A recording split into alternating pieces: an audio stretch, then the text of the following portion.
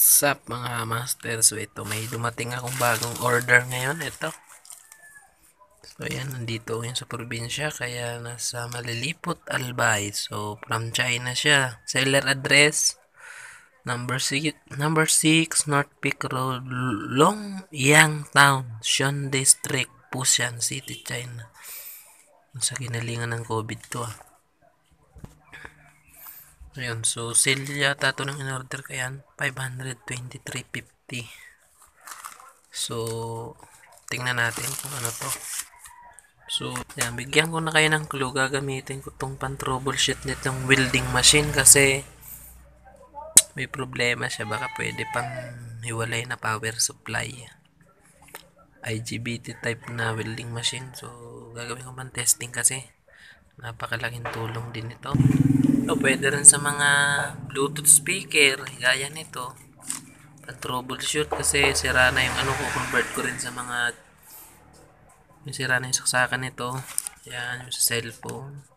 Convert ko na lang sa ibang charger. So, ito yung gagamitin natin. So, unboxing na natin. So, wala akong taga-video ngayon. Ayan. So, ito. Ano to? Digital type, adjustable. Digital type adjustable.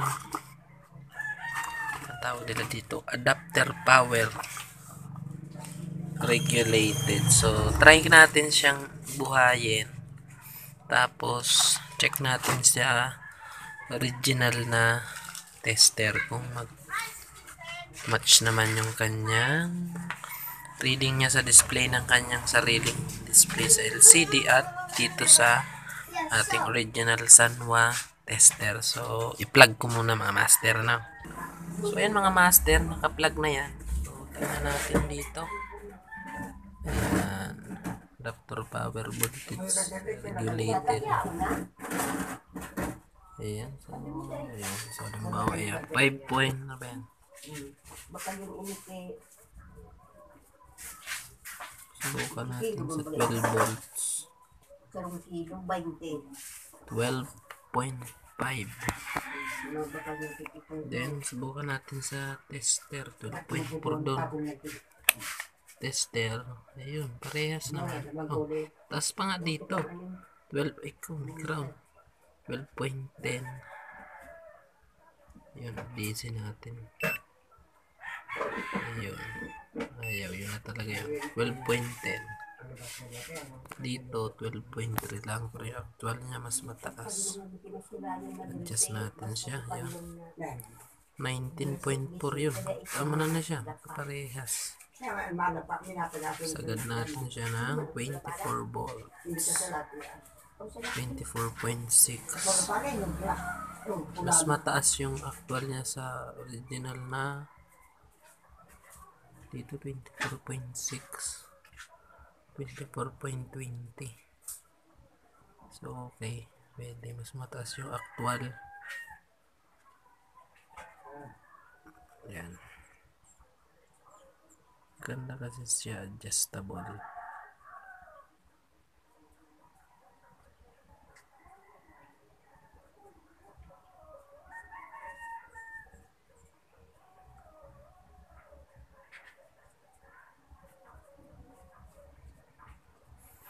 Hindi ko nadala yun sa analog. Pwede rin sa analog. Pero okay naman. Oh. Ayan. Hanggang sa drop na siya ng 3 volts. 3.38. 37. So, okay naman.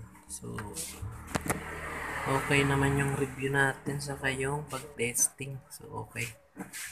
Pwede. Subukan natin siyang gamitin dun sa another vlog natin. Kasi gagamitin siyang pan-testing dito para buhayin ko tong sa welding machine. So, ipapower up ko siya nun. Saka yung gagamitin ko nga pan-testing ng troubleshooting para may voltage meter siya. So, maganda mga master. So, ayan. So, hanggang dito na lang mga master.